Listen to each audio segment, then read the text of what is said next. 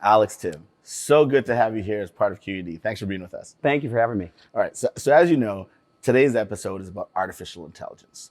We're going to actually talk about industry, and in particular, your industry. So you're in the insurance area, correct? Correct. All right, and you use artificial intelligence. Absolutely. So what we basically do in insurance is we try to predict the future. And crystal balls don't really work, so we've got to use something else. And it turns out that if you can just ingest a large quantity of data, you can get very good at predicting whether or not, for us particularly, whether or not you're going to get into an auto accident over the next 6 months.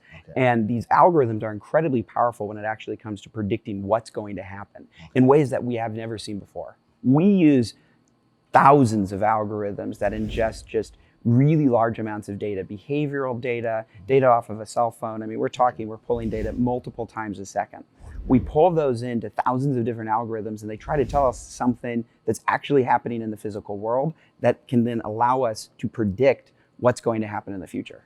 So you use the algorithm in your industry, in the insurance industry, and it deals with kind of gathering people's data to customize, preferably give them a better plan that suits them. If they're an ace driver, they should be rewarded. If they're more kind of not such a good driver, that might be a different issue. How does the customer relate to that? Are they comfortable sharing their data and having you mine it to then customize? And is that where the field is going in general? This is definitely where the field is going in general. This is really cutting edge right now. Really where the consumer feels safe is when you actually just explain to them, hey, I'm going to use your driving data to try to get you a better product.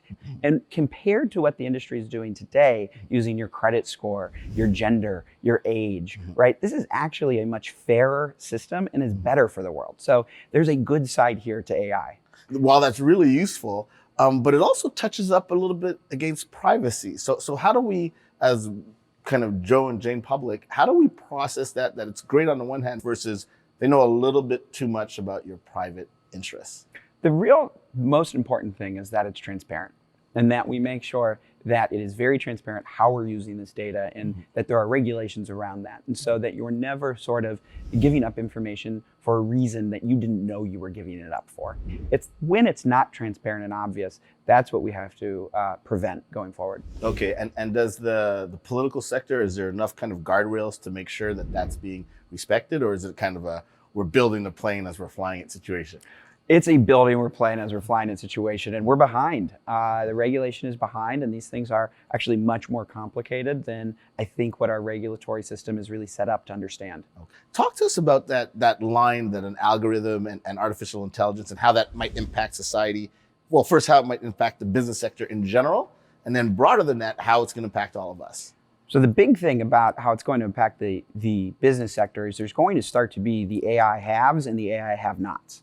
Say more. The AI haves and have-nots. The AI have-nots. The AI haves are going to be those that are leaning in, gathering a lot of data. And the really remarkable thing is the more data you have, the better and better you get. And so there's a natural moat to these businesses when they begin to collect more and more data.